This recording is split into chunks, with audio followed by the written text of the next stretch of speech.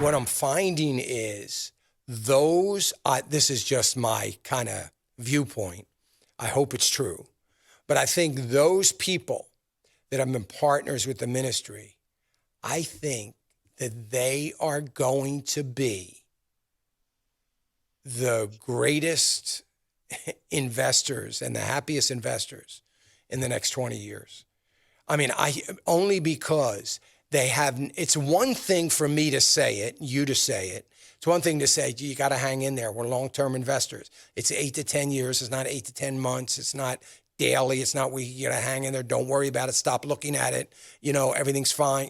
It's one thing to hear me say that. It's another thing to experience it, because I'm getting so many emails from people that are simply thanking me for something that they would have never normally done, and that's stay put.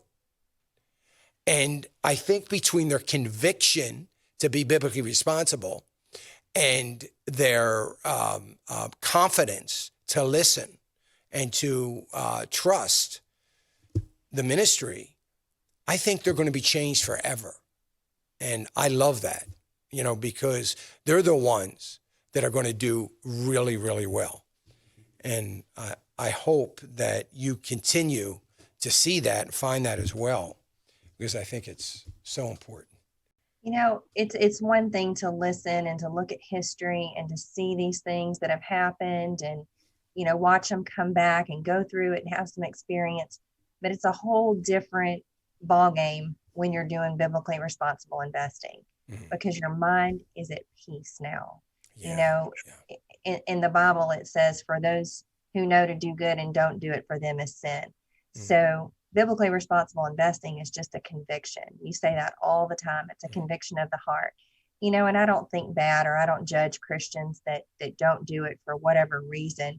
But I just think that there's special blessing in being obedient and just having the desire in your heart to honor God, whether it means anything or it doesn't. I think just having that, the Bible tells us that God looks at the heart of a person.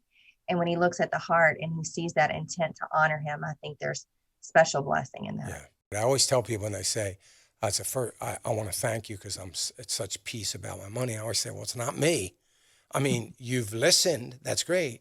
But you need to be constantly in recognition that it's God giving you that peace. And because you're being so obedient, you're so convicted about what you're doing. It's so true. Hey, remember to click the subscribe button right here on the screen. And don't forget to hit the notification bell so you'll be notified when new content is added. And more importantly than anything, you don't want to miss all 3 live hours of Financial Issues every day from 9 to noon. And you can watch it on FISM.tv. That's FISM.tv.